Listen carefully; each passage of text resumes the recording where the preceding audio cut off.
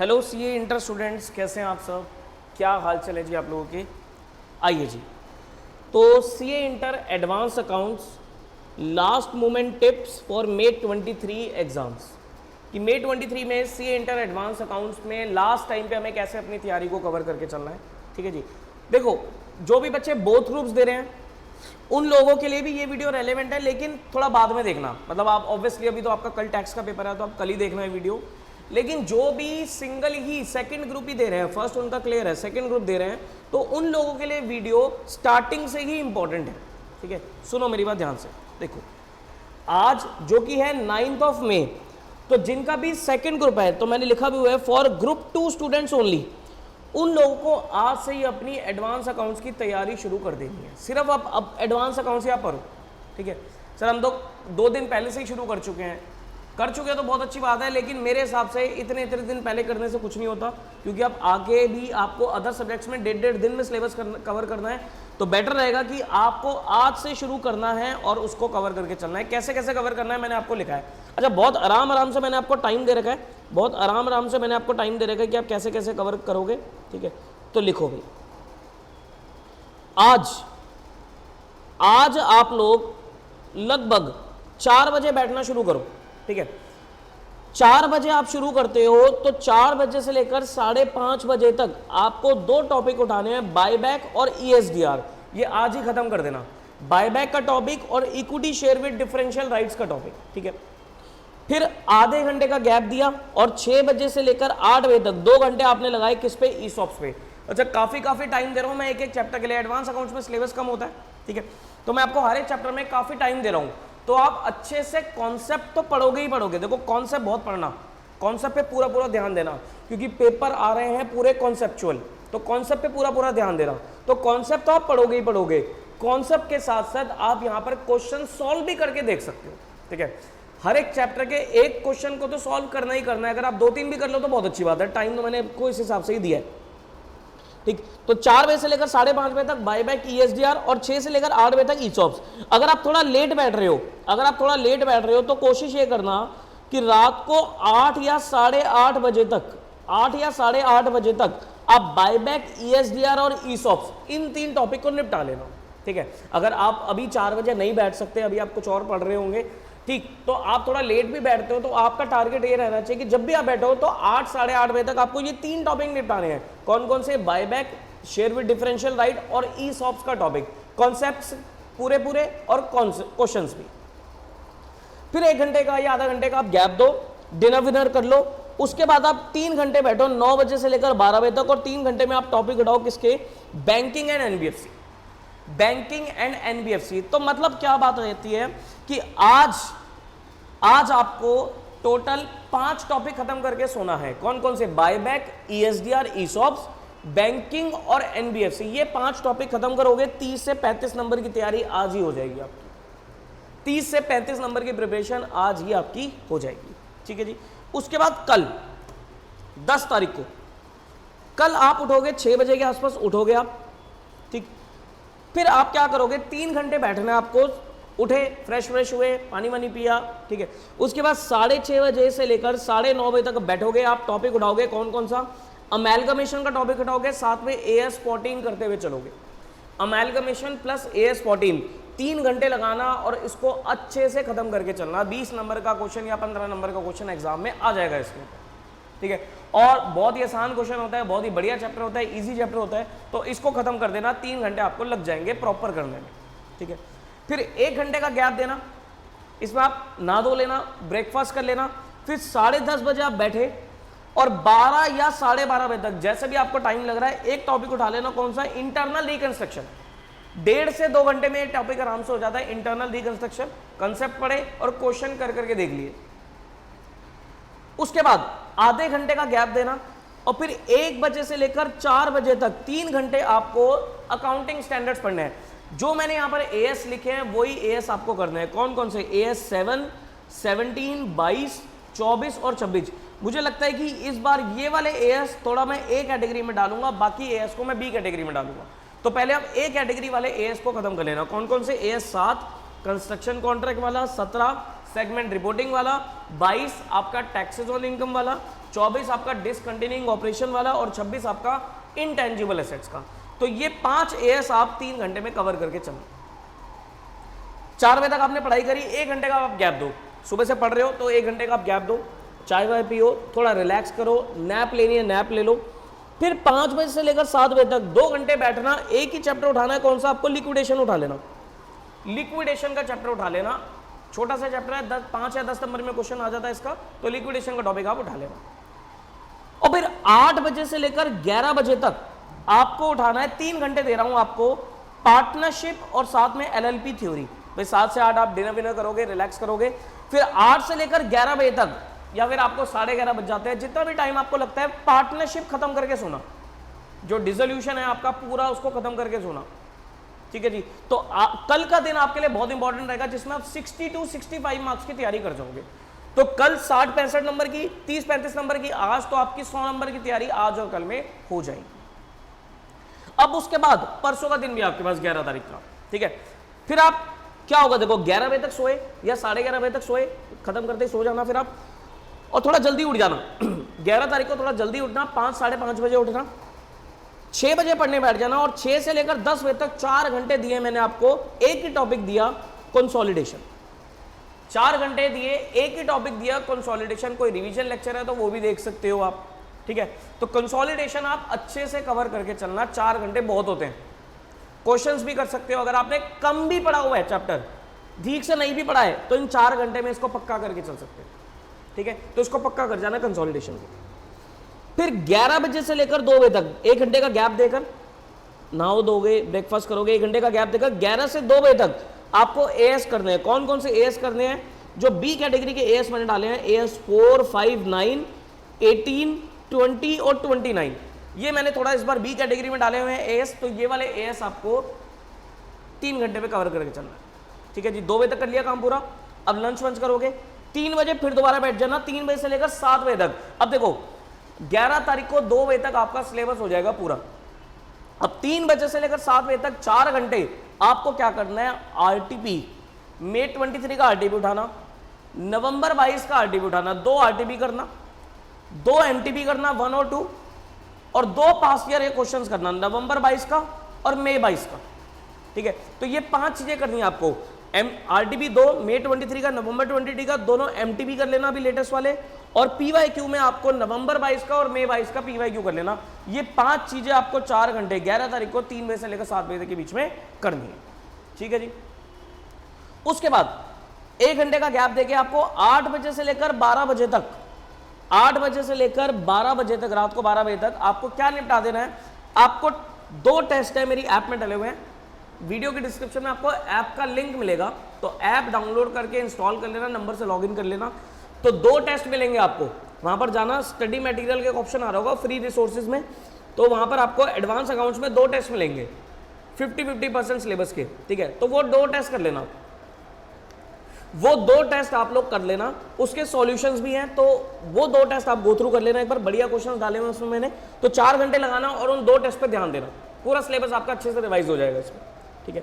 और 11 तारीख को रात को 10 बजे से लेकर 12 बजे तक 2 घंटे में आप लोगों के साथ डाउट्स के लिए अवेलेबल रहूंगा, ठीक है।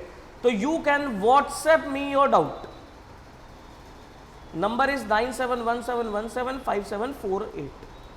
तो आप मुझे अपना डाउट व्हाट्सएप कर देना, ठीक है।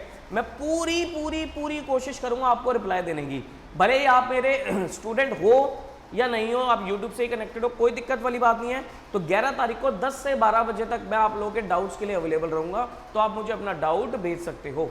लेकिन और किसी टाइम पे भेजोगे तो हो सकता है रिप्लाई ना मिले, तो 11 तारीख को 10 से 12 के बीच में आप डाउट मेरे को अपना भेज देना, ठीक है जी। ये 11 तारीख का काम हो गया। अब आता है 12 तारीख 12th, जो आपका एग्जाम डे है। तो सुबह सुबह आप वही 6 बजे तक उठ जाओगे, आप 6 बजे उठ के 6:30 बजे से लेकर 8:30 बजे तक 2 घंटे आपको क्या करना है? सारे प्रैक्टिकल चैप्टर के कॉन्सेप्ट को रिवाइज करना है, फॉर्मेट्स वगैरह देखने हैं और एडजस्टमेंट्स देख लेना। जैसे बैंकिंग है तो बैंकिंग में पीएनएल अकाउंट का क्या फॉर्मेट है, बैलेंस शीट का क्या फॉर्मेट है, कुछ एडजस्टमेंट्स है, कैसे कैसे इन्हें सॉल्व करना है। अमेलगमेशन है तो क्या क्या उसके बेसिक कॉन्सेप्ट्स है उनको देख लिया, कैसे कैसे बैलेंस शीट बनती है, शेड्यूल 3 का फॉर्मेट एक बार देख लिया, तो सारे फॉर्मेट और सारी एडजस्टमेंट प्लस कॉन्सेप्ट इनको 2 घंटे के अंदर जितना रिवाइज कर सकते हो कर लेना। सिर्फ प्रैक्टिकल चैप्टर की बात करूंगा, ठीक है। 8:30 बजे तक ये काम हो जाएगा आपका, फिर 1 घंटे का गैप लेना, रेडी वेडी हो जाना फॉर एग्जाम।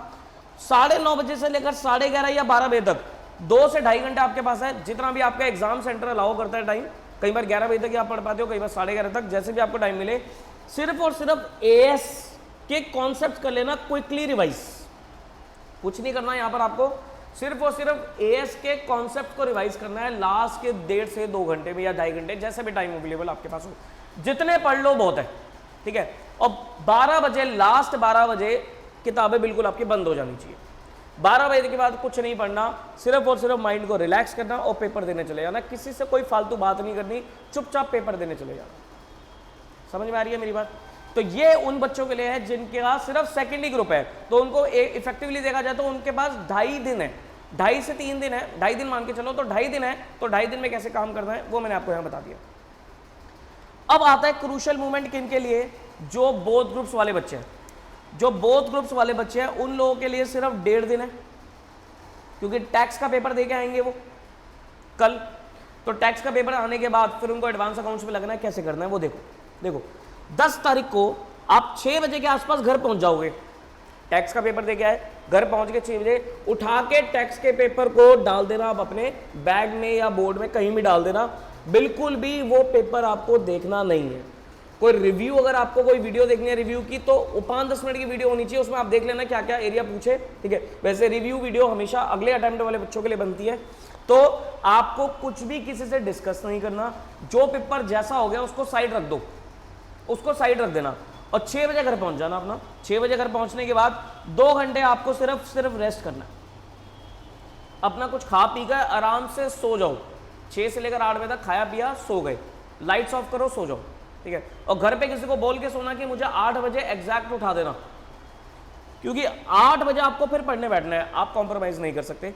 तो 8 बजे से लेकर 10:30 बजे तक, 10 तारीख को 8 से 10:30 तक आपको 2.5 घंटे के अंदर अंदर 3 चैप्टर करने हैं। कौन कौन से? बायबैक, ESDR और ESOPs, ये 3 टॉपिक निपटा देना 8 से लेकर 10:30 तक, ठीक है जी। फिर आधे घंटे का गैप दिया और 11 बजे से लेकर 12:30 बजे तक आप लिक्विडेशन का टॉपिक निपटा देना, ठीक है। मतलब टैक्स के पेपर के आने दिन आपको सिर्फ 4 ही टॉपिक करने हैं, बायबैक, ESDR, ESOPs और लिक्विडेशन, ठीक है। जो टाइम पीरियड मैं दे रहा हूं ना आपको, उसी टाइम पीरियड में अपना काम करना है, ठीक है जी, उसी टाइम पीरियड के अंदर अंदर अपना काम करना है। अब 11 तारीख को आप उठे, भाई 12:30 तक सो जाओगे आप लिक्विडेशन करके, 6:30 बजे तक उठ गए आप, ठीक है जी। 6 घंटे की नींद ले लेना, आराम से रिलैक्स होकर सो जाना।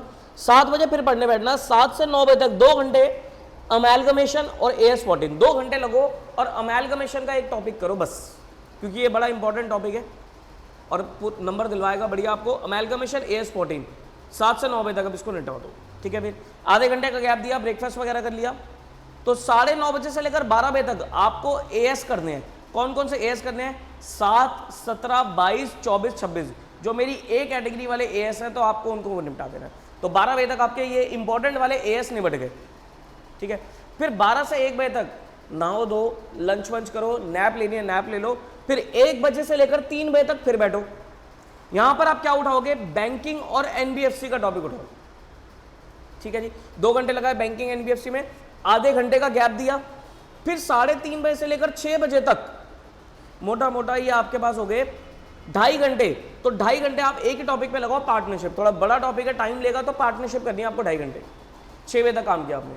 फिर आधे घंटे का गैप दिया, 6:30 से 7:30 1 घंटा सिर्फ और सिर्फ किसमें दे दो? एक टॉपिक है छोटा सा, इंटरनल रिकंस्ट्रक्शन, उसको दे देना, ठीक है। फिर 7:30 से 8:30 बजे तक अब आपको 1 घंटे का गैप लेना है। सुबह से पढ़ते आ रहे हो, 1 घंटे का गैप ले लेना, डिनर विनर कर लेना, थोड़ा माइंड को रिलैक्स कर लेना, पेरेंट्स के साथ बैठ जाना, वॉक पे जाना है वॉक पे चले जाना, लेकिन डॉट 8:30 बजे पढ़ने बैठ जाना और 8:30 से 10:30 बजे तक एक ही टॉपिक उठाना है। कौन सा? कंसोलिडेशन का टॉपिक उठा लेना। बात समझ में आती है? कंसोलिडेशन का टॉपिक उठा लेना और 10:30 ये करते ही फिर 10:30 से आप अपना 12 या 12:30 जितनी भी देर आप पढ़ना चाहो ये AS कर लेना। 4, 5, 9, 18, 20 और 29, ठीक है। जितना हो जाए बहुत है। 12, 12:30 के बाद आपको फिर नहीं पढ़ना, सो जाना, क्योंकि जब तक नींद पूरी नहीं होगी तो पेपर में परफॉर्मेंस नहीं आएगी। ठीक है। तो 12 या 12:30 जितना पढ़ सकते हो ये एएस निपटा देना, जितने हो जाए ठीक है, कोई दिक्कत नहीं, अगले दिन कर लेना बात, ठीक है। रिलैक्स होकर सोना, ऐसे घबरा के मत सोना कि भाई ये रह गया वो रह गया, कोई बात नहीं, सबका ही रहता है, ठीक है। अब 12 तारीख को आप 6:30 बजे पढ़ने बैठ जाना, थोड़ा सा 15-20 मिनट पहले उठ के 6:30 से 9:30 बजे तक क्या करोगे अगर आपका कोई टॉपिक बच गया है, मान लो फॉर एग्जांपल आपके 2 एएस बच गए, 20 और 29 आप नहीं कर पाए, तो पहले उसको निपटा देना, पहले वो स्टैंडर्ड निपटा देना। उसके बाद आप उठाना, साथ में 3 घंटे का टाइम दे रहा हूं मैं आपको, कोई अगर टॉपिक बच गया तो वो उठा लेना। उसके बाद आरटीपी मई 23 नवंबर 22, एमटीपी 1-2 और पीवाईक्यू नवंबर 22 और मई 22, ये 5 चीजों को कवर कर लेना। जितनी कर पाओ बहुत है, जितनी कर पाओ बहुत है, आपको जबरदस्ती नहीं करनी किसी चीज के साथ, जितना कर लो बहुत है, समझ लो मेरी बात। उसके बाद 9:30 तक काम किया आपने, ये सारी चीजें कर ली, 1 घंटे में आप नहाना धोना करो, एग्जाम के लिए रेडी हो जाओ। फिर 10:30 से लेकर 11:30 या 12 बजे तक लास्ट सिर्फ एएस के कॉन्सेप्ट को एक बार क्विकली फटाफट गो थ्रू कर लेना। अगर आपने कोई शॉर्ट नोट्स बना रखे हैं तो एक बार उसको गो थ्रू कर लेना, दैट्स इट। उसके अलावा फिर आपको अब कुछ नहीं करना। समझ में आ रही है मेरी बात? तो इस तरीके से आपको क्या करना है, अपना पूरा सिलेबस रिवाइज करके चलना है 1.5 दिन के अंदर। देखो 1.5 दिन में भी पॉसिबल है रिवाइज करना, बट 1.5 दिन में क्या होता है, थोड़ा स्पीड फास्ट हो जाती है, ठीक है।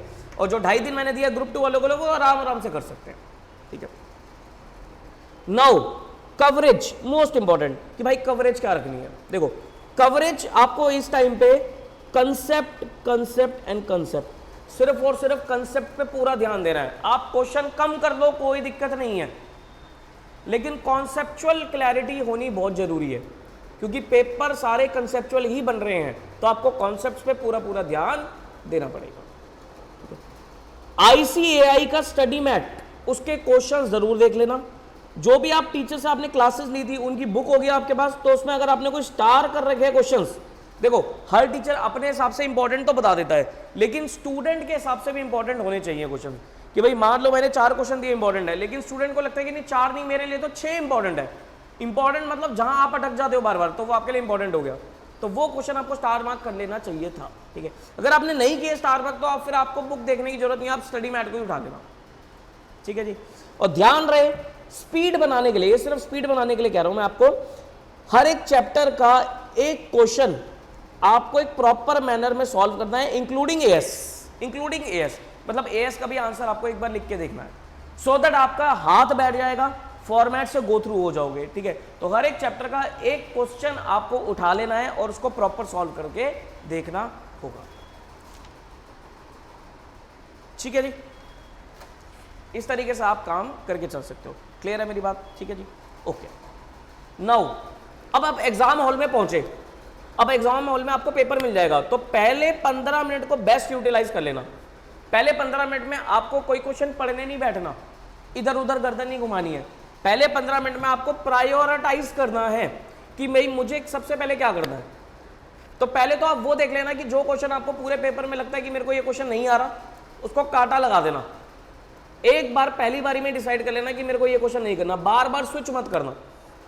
डिसाइड कर लिया आपने, कांटा लगा दिया, उसके बाद आप एक रैंकिंग दे दो कि मेरे को जो क्वेश्चन पूरे पेपर में सबसे बेस्ट आता है उसको मैं पहले करूंगा। मेरा ये मानना है कि अगर आप अपने पेपर में 20-20 नंबर के 2 क्वेश्चन जो आपको आते हैं, वो जो आपको सबसे बेस्ट आते हैं, वो सबसे पहले करके आ जाते हो, तो आपका पेपर डेफिनेटली क्लियर हो जाएगा, ठीक है। तो 2 क्वेश्चन वो पिक कर लेना जो आपको सबसे बढ़िया आते हैं, तो उनको सबसे पहले लगा देना। ये कर लिया आपने दोनों, ठीक है। बेस्ट वाले क्वेश्चन हो गए आपके 2। उसके बाद आपको एएस उठाने हैं, जो कंपलसरी क्वेश्चन है, कंपलसरी छूटना नहीं चाहिए, एएस उठा लेना। बीच में एएस कर लिया आपने, ठीक है। फिर क्वेश्चन नंबर 6 उठा लेना। अगर आपको 6 अच्छे से आता है तो 6 पहले भी कर सकते हो आप, ठीक है। तो 6 उठा लेना, 6 को जरूर करना है, उसमें इंटरनल चॉइस भी होती है, ठीक है। फिर जो आपको छोड़ना है वो तो गया, और जो आपको सबसे कम आता होगा ना, मान लो एक तो आपने छोड़ ही दिया, और एक आपको थोड़ा सा है कि इसमें थोड़ा सा दिक्कत रहती है, उसको सबसे एंड में करके आना। पेपर बिल्कुल मत छोड़ना, पेपर लेंदी होगा। अभी अकाउंट का पेपर काफी लेंदी था, ठीक है। एडवांस अकाउंट्स भी लेंदी आएगा, ध्यान रखना, मैं पहले ही बोल रहा हूं आपको, एडवांस अकाउंट्स लेंदी आएगा। इसके लिए क्या करेंगे हम, लेंदी चीज को हम कैसे डील कर सकते हैं, देखो 100 नंबर का पेपर आपको 180 मिनट्स में करना है, तो मैं कह सकता हूं हर मार्क के लिए आपके पास 1.8 मिनट है। अब जो भी आप क्वेश्चन उठा रहे हो, मान लो 10 नंबर का क्वेश्चन उठाया, ठीक है, इस 1.8 को रिड्यूस करके 1.5 मिनट डाल दिया, तो 10 नंबर का क्वेश्चन आपको 15 मिनट के अंदर अंदर सॉल्व करना है। 10 मार्क का क्वेश्चन आपको 15 मिनट के अंदर अंदर सॉल्व करना है। मतलब जितने भी मार्क का क्वेश्चन है इनटू 1.5, तो उतनी देर आपको लगानी है। मान लो 20 मार्क्स का क्वेश्चन है, तो वो आपको 30 मिनट्स के अंदर अंदर पूरा कर देना है। अगर आपका 15 मार्क्स का क्वेश्चन है, तो वो आपको मोटा मोटा 22 से 23 मिनट में पूरा कर देना है, ठीक है। इससे ऊपर टाइम पीरियड अगर जा रहा है तो आपका पेपर छूट जाएगा। सर अगर मान लो मैंने कोई क्वेश्चन उठाया 20 नंबर का, वो 30 मिनट्स में पूरा नहीं हुआ, फिर क्या करूं? जितना हो गया उसको वहीं पर ही छोड़ दो। अगर नहीं हुआ तो भाई आप कहीं ना कहीं अटक रहे हो, टाइम वेस्ट हो रहा है, तो जितना हो गया उसको वहीं पर ही छोड़ दो, मूव टू नेक्स्ट क्वेश्चन। क्योंकि इस तरीके से अगर आप पेपर पूरा कर लोगे ना, तो आपके पास 30 मिनट्स बच जाएंगे लास्ट में। ये 30 मिनट्स आपको वहीं यूटिलाइज करने हैं कि मेरे को जो भी क्वेश्चन मेरा पूरा नहीं हुआ था उसको पूरा करने में लगना। इससे क्या होगा, आपका मिनिमम रिस्क पे चले जाओगे आप, कि आपका कोई क्वेश्चन छूटेगा नहीं, मिनिमम से मिनिमम रिस्क पे चले जाओगे। समझ पा रहे हो मेरी बात? अरे हाँ या ना, समझ पा रहे हो मेरी बात? तो मिनिमम से मिनिमम रिस्क पे आप चले जाओगे अगर आप ऐसे टाइम फ्रेम के अंदर काम करोगे। नहीं तो फिर पेपर छूटेगा ही छूटेगा, फिर तो आपका लॉजिक, फिर तो आपका पेपर छूट जाएगा, क्योंकि पेपर तो लेंदी आएगा ही आएगा। अब वो डील कैसे करना है, आपको टाइम लिमिट के अंदर अंदर डील करना। ओके, अब बहुत सारे बच्चे क्या गलती कर देंगे, मान लो बोथ ग्रुप्स का स्टूडेंट था, पहला ग्रुप अच्छा नहीं हुआ, वो दूसरे ग्रुप के पेपर ही देने नहीं जाएगा। ये गलती मत करना। अगर आपका मान लो फर्स्ट ग्रुप अच्छा नहीं हुआ, तो ऐसा मत करना कि दूसरे ग्रुप का पेपर ही देने नहीं गए। अरे भाई साहब, दूसरे ग्रुप की अगर आपने तैयारी करी है तो वो तो अच्छा हो सकता है ना। पहले ग्रुप के बेसिस पे दूसरे ग्रुप का डिसीजन आप नहीं ले सकते, ठीक है। जो भी तैयारी करी हुई है पेपर जरूर दे के आना है, पेपर मत छोड़ देना। और last but not the least, all the very best to my lovely lovely students. आप लोगों ने बहुत मेहनत करी है, आपकी मेहनत डेफिनेटली रंग लाएगी, ठीक है। यहां तक पहुंचे हो, इस लेवल तक पहुंचे हो, ग्रुप 2 तक पहुंचे हो, तो डेफिनेटली आप सीए बन के निकलोगे। बस ये अपने मन में ठान लो, ठीक है। नेगेटिविटी तो बहुत होती है भाई आसपास, ठीक है। उस नेगेटिविटी के अंदर अंदर आपको कुछ ना कुछ बन के निकलना है, ठीक है। तो आप असली कहते हैं ना, असली बादशाह कहलाओगे, ठीक है। All the very best.